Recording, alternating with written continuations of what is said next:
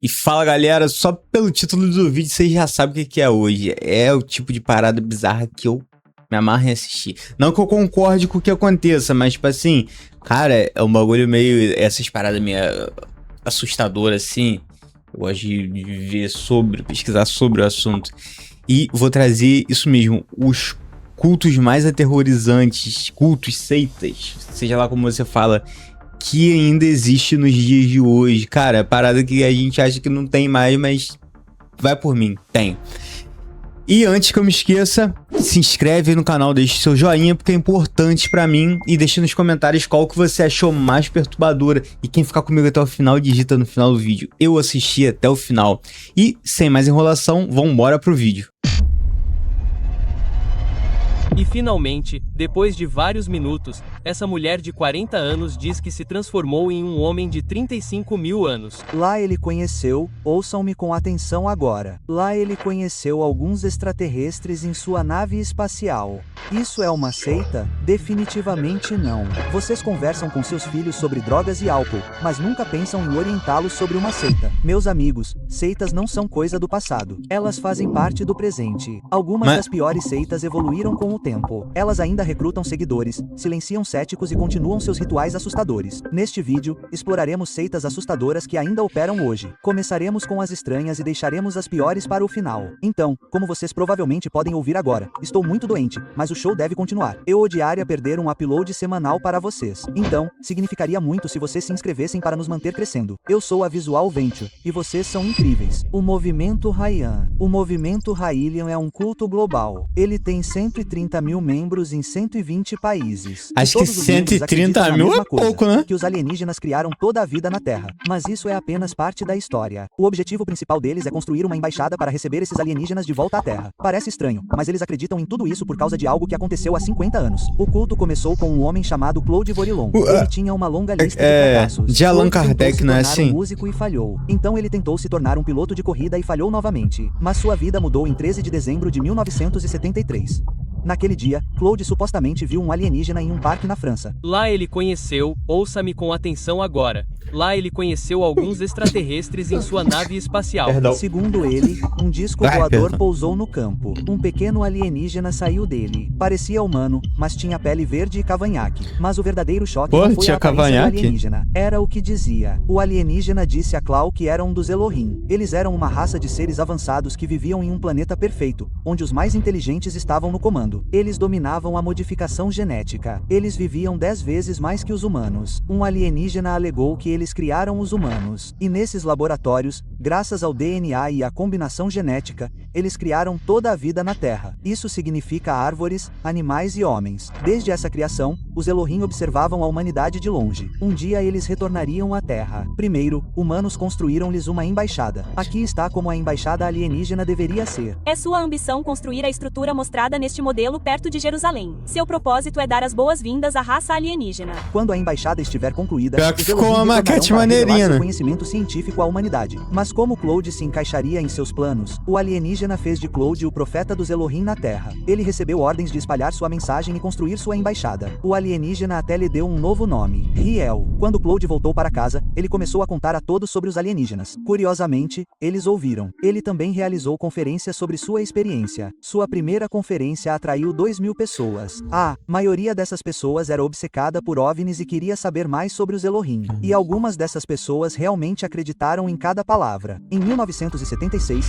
Claude, agora chamado Riel, fundou o movimento Ryan. Ele viajou pelo mundo recrutando membros. Em 1995, o movimento tinha cerca de 40 mil membros em 85 Cara, será países. que... Cada membro era obrigado a doar 10% de sua renda. O dinheiro era para financiar a 10%, construção de uma embaixada começou, para os mano. Elohim. Mas o realismo não era apenas sobre alienígenas. Ele promovia ideias que pareciam progressistas. O culto apoiava a igualdade para todos. Eles também acreditavam no uso da ciência para melhorar a vida na Terra. Mas a crença mais controversa era sobre a clonagem humana, e os alienígenas estavam determinados a fazê-lo. Fui o primeiro na Terra a dizer que a clonagem humana chegaria muito em breve. Em 1997, o culto formou uma empresa chamada Clonead. Seu objetivo era simples: criar o primeiro clone humano. Agora temos 3 cientistas trabalhando quase em tempo integral em um laboratório aqui nos Estados Unidos. Seus cientistas trabalharam duro e por muito tempo. Então, em 2002, a Clonead fez um grande anúncio. O pessoal acreditava Eles real, alegaram ter acredita, clonado né? um humano com sucesso. A Clonead não compartilhou quase nenhum detalhe sobre seu suposto clone. O principal que disseram foi que uma mulher de 31 anos doou seu DNA para o processo de clonagem e o bebê, o primeiro clone humano, foi chamado de Eva. Obviamente, a notícia virou manchete, mas a reação não foi totalmente positiva. Muitos odiaram a ideia de clones humanos. Há tantas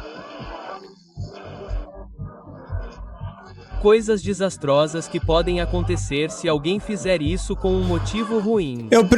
Iria preferir viver 10 vezes mais, pô, do que... era muito reservada. Eles se recusaram a dizer onde o bebê clone nasceu, identificar seus pais ou mesmo fornecer uma foto. Ainda assim, os Rains comemoraram. Para eles, seus cientistas fizeram exatamente o que os Elohim fizeram. Criaram vida humana em laboratório. Ao longo dos anos seguintes, o clone A alegou ter criado dezenas de outros clones humanos. Mas, novamente, eles não forneceram nenhuma evidência. Apesar da controvérsia, o movimento Raelian continuou se expandindo. Hoje, tem surpreendentes 130 mil seguidores em todo o mundo. Eles ainda estão trabalhando na construção da embaixada. Será que esse cara é só um 7-1? Ou ele caiu na viagem mesmo e viu uma parada, ou ele realmente viu uma parada? E lá Jesus, Moisés, Maomé e outros profetas continuaram a viver por meio da clonagem humana. Os membros deste próximo culto foram literalmente hipnotizados por seu líder, Buda. As pessoas pensaram que eles estavam se inscrevendo para aulas de atuação. Em vez disso, eles acidentalmente se juntaram a um culto. E a líder do culto era sua carismática treinadora de atuação, Michelle Rostan. Michelle sempre quis ser famosa. Ele era obcecado. Ele tentou se tornar ator em Hollywood, mas sua carreira nunca decolou. Para pagar as contas, ele começou a dar aulas de atuação na Flórida. Mas durante essas aulas, as coisas tomaram um rumo estranho. Michelle começou a ter ideias sobre filosofia e meditação. Ele falou sobre um guru misterioso que o levou a um grande despertar espiritual. Seus alunos ficaram fascinados. Acho que ele logo percebeu que estava tendo mais sucesso canalizando esse lado espiritual dele do que o lado ator. Isso que eu ia falar, pô, por que são sempre os caras que estão tentando muita parada na vida?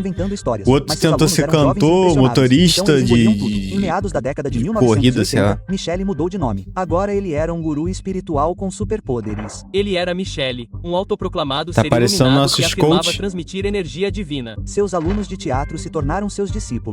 Juntos, eles formaram um novo movimento. Eles chamaram o Grupo de Buda. Mano, é tipo coach mesmo, né? Os caras aprendem Seus seguidores a foram falar com as pessoas. Eles alugavam casas perto uns dos outros e viviam como uma grande família. Tínhamos um relacionamento intenso. Morávamos juntos. Comíamos juntos. Brincávamos juntos. Todo mundo que eu conhecia estava no campo de Buda. Todos contribuíram com dinheiro para sustentar o grupo. Todos, exceto Michelle e seu círculo íntimo. Eles não trabalhavam. Não tinham emprego. Eram os níveis mais baixos que financiavam Michelle e seu círculo íntimo. A conselheiros o lavavam, lhe davam massagem e cozinhavam suas refeições. Às vezes, eles até o colocavam para dormir à noite. Para quem estava de fora, parecia exploração. Mas Michelle convenceu seus seguidores de que servi-lo era necessário para seu crescimento espiritual. E eles acreditaram nele porque ele os hipnotizava. Todo fim de Mas semana, é isso mesmo, tipo, os coach estuda linguagem corporal, não, né? Estuda persuasão, poder de persuasão e já era. Alguns até alegavam que estavam curados. Achavam que era porque Michelle tinha poderes divinos. Mas a verdade era muito mais científica. Michelle era, na verdade, um hipnoterapeuta licenciado. Mas ele escondia esse fato de todos. Ele não estava realizando milagres durante essas sessões. Ele estava hipnotizando seus seguidores. Mas ele usava a hipnose para outro propósito mais sombrio. Ele os fazia baixar todas as defesas e confessar seus pensamentos mais íntimos. Eu divulgava cada segredo, cada pensamento, cada medo. Michelle usou esses segredos para controlá-los. Ele ditava quem eles poderiam amar, em quem poderiam confiar e com quem eles deveriam se separar. Relacionamentos românticos eram proibidos. Amizades fora do culto eram proibidas. Deixar Budafield era considerado traição. Logo, o mundo deles ficou pequeno. O único lugar seguro era dentro do culto. Em 1993, o FBI invadiu um complexo de outro culto em Waco, Texas. Durante o confronto com as autoridades, dezenas de pessoas perderam a vida. Os membros do culto que resistiram foram presos. Michele ficou apavorado quando soube da notícia. Ele acreditava que o governo atacaria Buda em seguida. Sua paranoia assumiu o controle. Ele ordenou que seus seguidores escondessem suas vidas de suas famílias. Muito Ele claro contou espiões para a monitorar intenção qualquer do um que cara, tentasse mano. sair. Ele até invadiu casas de ex-membros para destruir evidências. Então, no auge de Muito, seu muito medo, claro. seu segredo foi revelado. Por quase 20 anos, os seguidores de Michele acreditaram que ele era divino. Essa ilusão foi quebrada em 2006. Um antigo seguidor descobriu sobre a licença de hipnoterapia de Michele. Então, eles enviaram um e-mail para os membros do Buda. A mensagem expôs tudo. As experiências sobrenaturais eram, na verdade, hipnose. Os poderes de Michele eram uma mentira. O e-mail dividiu o culto ao meio. Alguns se recusaram a aceitar. Outros finalmente perceberam a manipulação. Muitos foram embora. Alguns permaneceram Mano, leais. e antigamente Após o a gente não escândalo, tinha o Michele conhecimento que queria a um gente novo tem começo. hoje, então era Então muito ele se fácil o mudou para pessoal Havaí cair com seus nas seguidores paradas, mais cara. leais. Ele ainda Infelizmente. administra o campo de Buda no Havaí hoje. Este Não próximo tem como culto julgar. acredita em pessoas lagarto, a escola Hanta da iluminação. Este culto se tornou famoso por uma razão bizarra. Sua fundadora alegou que estava canalizando o espírito de um guerreiro de 35 mil anos. que doce. Esse antigo guerreiro se chamava Hanta, e a mulher que o canalizava era Judy Zebra Knight. Knight disse que o espírito a contatou pela primeira vez em 1977. Ela estava em casa em Washington quando uma figura brilhante apareceu. Pensei que estava vendo coisas porque tinha lágrimas nos olhos e enxuguei as lágrimas e lá estava essa entidade às 2h30 da tarde na minha cozinha. Aquela figura brilhante se apresentou como Hanta, o iluminado. Ele disse que possuía a sabedoria ancestral e o segredo da felicidade. Rampa supostamente ensinou Knight a deixar seu corpo e canalizá-lo. Portanto, Rama poderia controlar o corpo dela e falar em nome dela. À noite, ela entrava em transe e sua voz se tornava profunda e masculina. E finalmente, depois de vários minutos, essa mulher de 40 anos diz que se transformou em um homem de 35 mil anos. Knight começou a canalizar Rampa publicamente em 1978.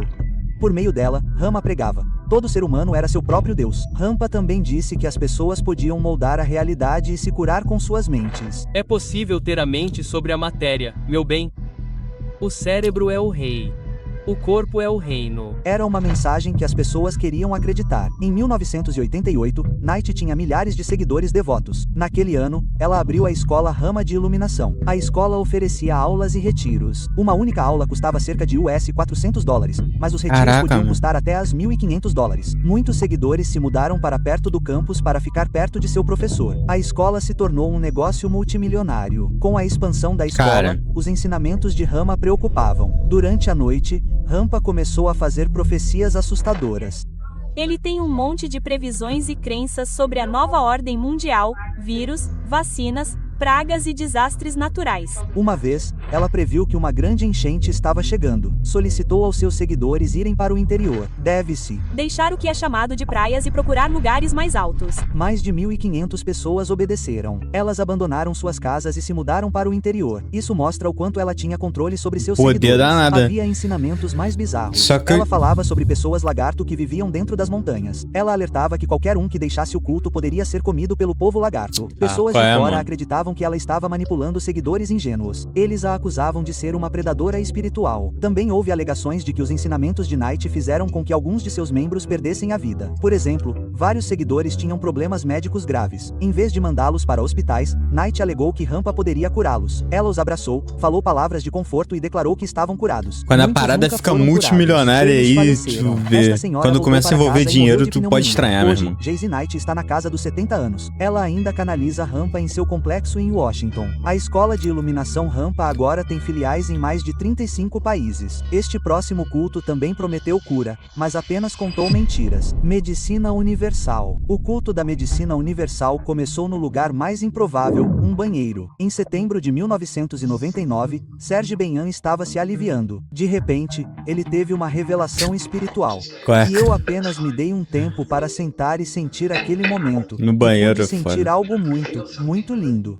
Serge nunca explicou completamente o que essa revelação realmente foi, mas ela o inspirou a começar a medicina universal na Austrália. O grupo foi comercializado como um centro de cura, mas os críticos o chamaram de outra coisa, um culto socialmente perigoso e socialmente prejudicial. E quando você ouvir os ensinamentos de Serge, entenderá o porquê. Ele pregava que pessoas nascidas com deficiências estavam sendo punidas ou sendo ditadores em uma vida passada. Elas são antigas encarnações de políticos corruptos, generais Cara. corruptos, militares, ditadores. Serge também alertou que certos alimentos carregavam uma energia escura que envenenava o corpo. Alimentos como canela, Isso é um tanto batata cruel e de cenoura. falar, né? Comê-los permitia que forças malignas entrassem no corpo e causassem doenças. Mas havia uma maneira de se livrar dessa energia: arrotando. Em outras palavras, as pessoas literalmente arrotavam para se curar. Ela começou a arrotar por todo o lugar.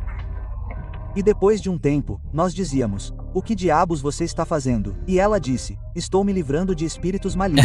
A Medicina Universal também vendia chás, elixires de ervas e cremes que Meu supostamente Deus. ajudavam nessa limpeza. Para pessoas desesperadas por cura, Serge era um salvador. Milhares aderiram ao seu movimento. Participaram de retiros, compraram seus produtos e construíram suas vidas em torno de seus ensinamentos. Muitos juraram que se sentiam melhor. Não continuariam pagando se não sentissem que estavam obtendo algo com isso. Ele tinha uma visão realmente revigorante das coisas. E parecia realmente pé no chão. Em pouco tempo, a Medicina Universal se tornou um império multimilionário. Aí, ó. Mas Pô, Serge mano. tinha outras ordens para seus seguidores, e essas eram muito mais controversas do que rituais de arroto. Serge supostamente encorajava os seguidores a cortar laços com suas famílias. Sua nova família era a comunidade da Medicina Universal. Quando alguém desafiava o culto, era dito a eles que teriam um bebê com síndrome de Down como karma por julgar os outros. O culto também tinha como alvo pessoas em seus leitos de morte.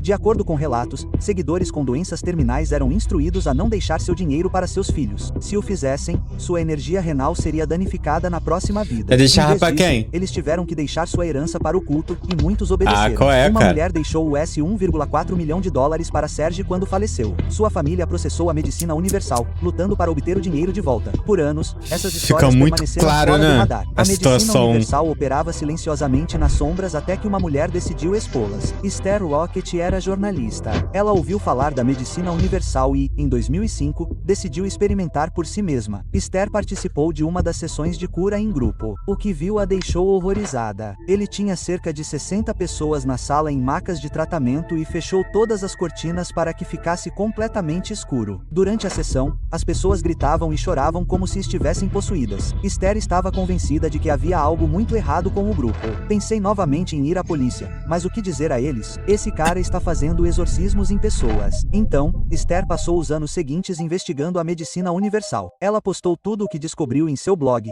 e cada história era mais sombria que a anterior. Havia casos de abuso emocional, herança, manipulação e práticas de cura perturbadoras. Com certeza, Esther mano. publicou tudo. Mas a Medicina Universal não gostou da publicidade negativa. Então, em 2015, eles processaram Esther por difamação. O tiro saiu pela culatra. Cara, começa a Durante o envolver julgamento, dinheiro, o já tribunal era, revisou as evidências de Esther. Eles ouviram depoimentos de ex-membros do culto. O tribunal deu razão a Esther. Eles declararam a Medicina Universal uma seita socialmente prejudicial. O júri também disse que Serge usou manipulação para ganhar dinheiro e difamou Óbvio. pessoas com deficiências. Você não tem A como. Medicina Universal foi condenada a pagar o $1,2 milhão em danos a Rocket. Apesar do veredito, Serge não foi acusado criminalmente. Hoje, a Medicina Universal ainda opera na Austrália. Eles ainda realizam retiros, vendem produtos de cura e ensinam as pessoas a arrotar espíritos malignos. O próximo é um culto tão radical que alguns membros acabaram atrás das grades. A Irmandade Remanescente. Esse culto começou como um programa de perda de peso. Em 1986, Guin Shamblin lançou o workshop Weight Down, um programa de condicionamento físico de 12 semanas, vídeo. Mas não era um plano de dieta normal. Guin acrescentou um toque especial. Ela misturou condicionamento físico e dieta com religião. De acordo com Guin, problemas de peso não eram apenas sobre comida. Eles eram sobre fé. Para ela, estar acima do peso significava que você não confiava o suficiente em Deus. Guin começou a divulgar Cara, a mensagem de que Deus disse a ela que as pessoas tudo não se estavam vende, perdendo né? peso consistentemente porque não estavam sendo fiéis a ele. O workshop de perda de peso era radical. Os seguidores eram instruídos a comer apenas 10 porções de comida por dia. Se não perdessem 2 libras Incrível, por dia, cara. O pessoal Guin entra dizia para nessa. ele parar de comer completamente. Alguns seguidores alegaram que funcionou. Deus removeu 156 libras do meu corpo. Perdi um total de 96 libras. Os resultados fizeram as pessoas acreditarem. O movimento se tornou popular. Em 1997, o workshop de perda de peso se espalhou para mais de 30 mil reuniões semanais em 70 países. Guin se tornou uma celebridade. Ela apareceu em em programas de entrevistas e foi elogiada como uma guru cristã de perda de peso. Todos ignoraram o plano de dieta. Ele virou uma seita rapidamente. Em 1999, Gwen comprou um enorme pedaço de terra em Brentwood, Tennessee. Lá, ela fundou a Remnant Fellowship. O que aconteceu a seguir pareceu muito calculado. Como ela tinha todo aquele terreno, Gwen convidou seus seguidores de perda de peso para se juntarem a ela na propriedade. Eles estavam formando uma nova comunidade. Ela também tinha vários negócios sob o nome remanescente. Havia uma imobiliária, uma construtora, uma escola e muito mais. Essas empresas precisavam de funcionários, então Gwen ofereceu empregos aos seus seguidores. Agora eles podiam viver, trabalhar e cultuar juntos, tudo sob o controle de Gwen. Dezenas de famílias se mudaram para lá. Com o tempo, mais de 2.000 membros moravam na propriedade remanescente ou perto dela. Parecia uma bela comunidade. Mas logo as coisas começaram a mudar, e não para melhor. O foco de Gwen mudou da perda de peso para o controle total. Ela ditava quase todos os aspectos da vida de seus seguidores, e era fácil porque eles moravam e trabalhavam em sua propriedade. Logo, deixar o culto significava perder tudo. Se um membro saísse, não perderia apenas sua comunidade, mas muito provavelmente também seu sustento. Seus ensinamentos sobre filhos eram, inclusive, muito perturbadores. Ela incentivava uma disciplina rígida com punições severas, mas esse conselho resultou em tragédia. Em outubro de 2003, um casal de Atlanta, Geórgia, levou a disciplina um pouco longe demais. O filho deles não sobreviveu. A tragédia virou uma Caraca, que ela ensinava será a fazer com o filho que, pô, anos de prisão. Eles eram membros leais da Remnant Fellowship. Após a prisão, Gwen até ajudou a pagar os advogados deles. Muitos pediram que Gwen também fosse indiciada. Seguinte, seus maus conselhos criaram a tragédia. Para piorar as coisas, a Remnant Fellowship foi identificada como uma seita por alguns especialistas em Cara, eu acho que no Brasil não tem essas paradas assim não, né? Que chega a ser doentia. Sem evidências diretas, Gwen saiu livre. Ela continuou a liderar a Seita, Irmandade. assim, essas Ao longo paradas. dos anos, ela construiu enorme riqueza e poder. Mas em maio de 2021, a tragédia aconteceu novamente. Acho que aqui Desta as vez, paradas não mudou. expandem Depois assim. que o avião particular caiu em um lago perto de Nashville no sábado, todas as 7 pessoas a bordo foram dadas como mortas. Gwen perdeu a vida em um acidente de avião. Ela estava com o marido e outras 5 pessoas. Muitos esperavam que a Irmandade desmoronasse sem ela, mas isso não aconteceu. Hoje, a Remnant Fellowship ainda opera na mesma propriedade em Brentwood. Sua herança, Gwen, é prosseguida por seus filhos. Este próximo culto deu início ao seu próprio país. Sominifananda. Sominitananda não era um líder de culto comum. Seus seguidores acreditavam que ele podia criar joias do nada. Alguns até o chamavam de Deus vivo. Mas esse suposto Deus não conseguia controlar seus impulsos e logo todo o seu império ruiu. Em 2003, Swami construiu um enorme retiro espiritual na Índia. Ele se tornou famoso por um motivo: os poderes sobrenaturais de Swami. Ao longo dos anos, ele adquiriu vários superpoderes milagrosos, incluindo alguns que lhe permitiram ajudar os cegos a enxergar. As pessoas juravam enquanto Swami curava suas doenças. Outros diziam que ele fazia milagres. O próprio Swami disse que certa vez atrasou o nascer do sol em 40 minutos. Cada história o tornava mais famoso. Swami também afirmou que podia se teletransportar. Sim, eu me sentia vivo com todo o cosmos. Suas alegações se espalharam pela Índia e além. Logo, Swami tinha 1000 retiros em 33 países. Só faz as Dezenas paradas de milhares escondido, de né? seguidores Ninguém se vê. apegavam a cada palavra sua. Para eles, Swami não era apenas um líder espiritual. Ele era divino. Mal sabiam eles que Swami estava prestes a se tornar um fugitivo da lei. Em 2010, o império de Swami começou a ruir. Uma mulher de seu retiro o acusou de ser inapropriado com ela. Swami foi preso e depois libertado sob fiança. Mais mulheres se apresentaram. Algumas descreveram comportamento inapropriado. Outras disseram que foram mantidas em seu retiro contra a vontade. Houve até histórias de trabalho forçado. Então, em 2014, as coisas foram de mal a pior. Uma discípula de 24 anos que estava com o Nitya Asham por 4 anos foi encontrada morta. A mulher foi encontrada sem vida dentro de seu retiro. Swami insistiu que foi por causas naturais, mas os pais da vítima suspeitaram de crime. A essa altura, as acusações contra ele eram avassaladoras. Parecia inevitável que Swami acabaria atrás das grades, mas ele tinha outros planos. Ele fugiu. Após seu desaparecimento, Swami se tornou um homem procurado na Índia. Anos se passaram sem deixar rastros. Então, em 2019, ele reapareceu nas redes sociais. Ele trouxe uma grande notícia. Swami declarou que criou seu próprio país, a República de Kaasha. Ele se auto-intitulou primeiro-ministro. Kaasha tinha seu próprio banco central, passaportes e hino nacional. Mas um detalhe não batia certo. Ninguém sabia onde Kaasha realmente estava. Alguns duvidavam que fosse real. Somi continuou postando nas redes sociais, mas nunca revelou sua localização. Enquanto isso, seus seguidores continuavam promovendo Kaasha, tentando fazê-la parecer um país legítimo. Em 2023, Kailasha até enviou alguém para a reunião das Nações Unidas. Estou aqui representando os Estados Unidos de Kaasha. Sou a embaixadora permanente. A ONU a ignorou, mas o culto continuou pressionando para que Kaasha fosse reconhecido como um país real. Mano, Eles têm o tentado cara... ativamente se encontrar com diplomatas e outros líderes mundiais. Hoje, Somi ainda está escondido. Para os críticos, ele é um fugitivo, mas para seus seguidores, ele é um governante divino construindo um novo mundo. E até que ele seja encontrado, tanto seu culto quanto seu suposto país continuarão. Este próximo culto atacou pessoas inocentes. O movimento Como que o cara Rajneesh. consegue A ter maioria dos acesso cultos é perigosa por causa de suas a crenças umas ultrajantes. reuniões Mas assim o tão movimento Rajneesh importantes? fez todas as coisas certas. Eles violaram o Pô, amor, é a bizarro paz e a demais. liberdade. Mas quando pessoas de fora os desafiaram, eles se tornaram violentos e fizeram um movimento que quase dizimou centenas de pessoas inocentes. O movimento Rajneesh começou na Índia. Foi fundado por um homem chamado Rajneesh. Em 1976, ele abriu um retiro no oeste da Índia. Seu objetivo era criar um lugar onde as pessoas pudessem praticar meditação e alcançar crescimento espiritual. O momento não poderia ter sido melhor. A década de 1970 foi o auge do movimento hippie. Muitos hippies rebeldes, meio que procurando algo diferente do status quo. Muitos jovens estavam cansados da religião tradicional e da autoridade. Regi deu a eles um novo tipo de espiritualidade. Ele pregava sobre como se tornar um novo homem, alguém que poderia encontrar liberdade interior por meio da aceitação e da superação do desejo. Sua mensagem atraiu milhares ao seu retiro. Ambiente aberto e amoroso. Todos meditando o dia todo, se abraçando e você sabe que é tudo muito aberto.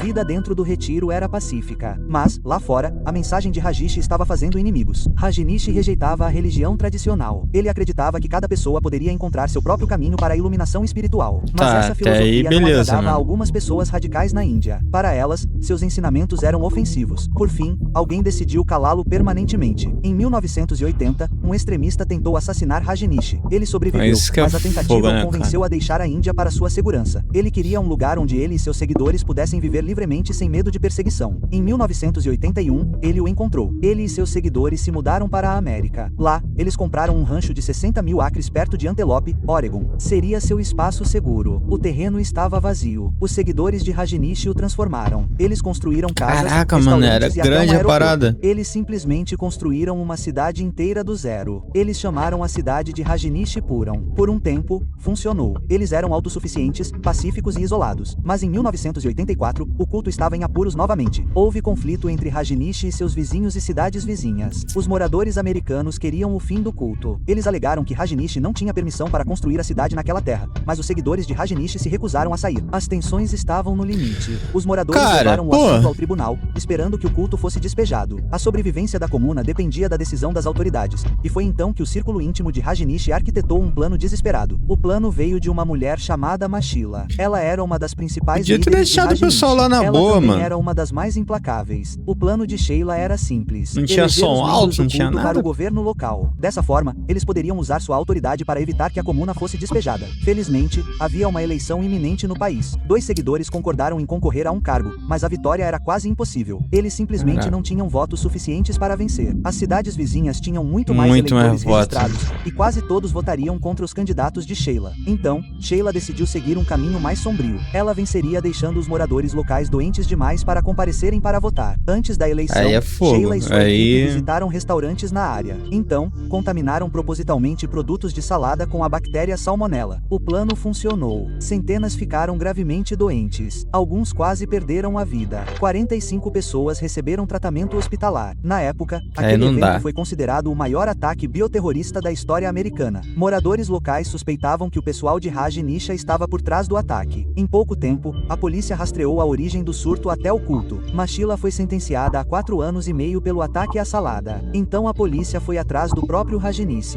Ele negou saber sobre o ataque, mas isso não o salvou. Rajneesh foi deportado de volta para a Índia em 1986.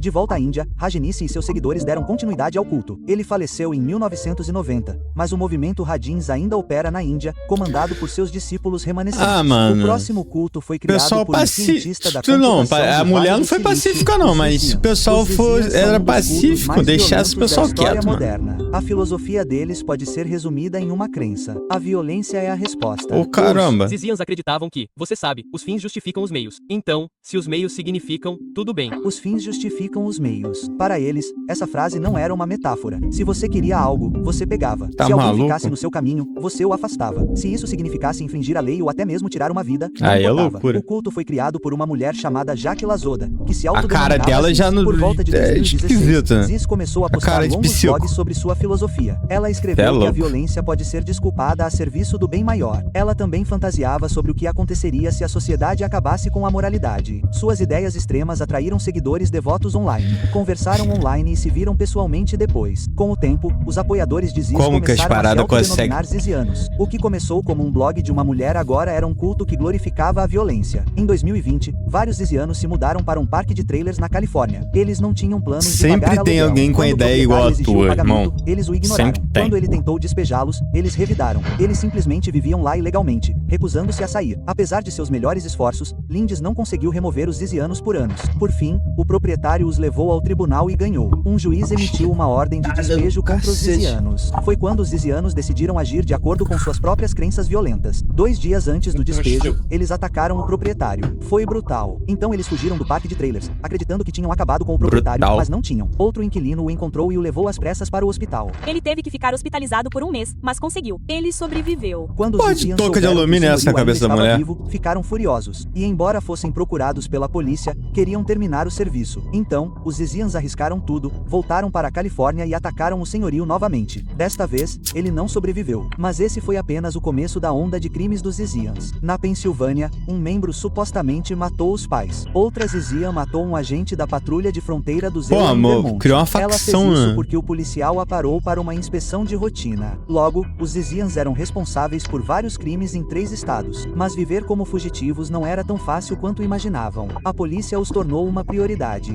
No início de 2025, 4 Zizians foram capturados. Um deles era a própria fundadora do culto, Ziz. Uma pessoa chamada Jacques Loda, que atende pelo nome de Ziz Online, foi presa ontem em Maryland. Os Zizians restantes se esconderam. A polícia ainda os procura. Seus blogs e fóruns ainda estão ativos. Sua ideologia violenta ainda é compartilhada. Mesmo com seu líder sob custódia, o culto continua operando nas sombras. Meus amigos, manipulação nem sempre parece maldade. Às vezes parece comunidade. Às Mano, vezes tá parece maluco, cura. velho. Às vezes parece até amor. Mas se alguém te isola da sua família, esvazia sua conta bancária e te ameaça se você tentar ir embora, isso não é amor. Isso é maldade. Aventura visual. Tá doido, com certeza. E é isso aí, pessoal. Chegamos ao final desse vídeo. Mostra pra mim que você tá me apoiando nesse canal. Então, já se inscreve aí. Deixa sua curtida pra mim mostrar que você gostou. E deixa nos comentários quais os próximos vídeos você quer que eu traga.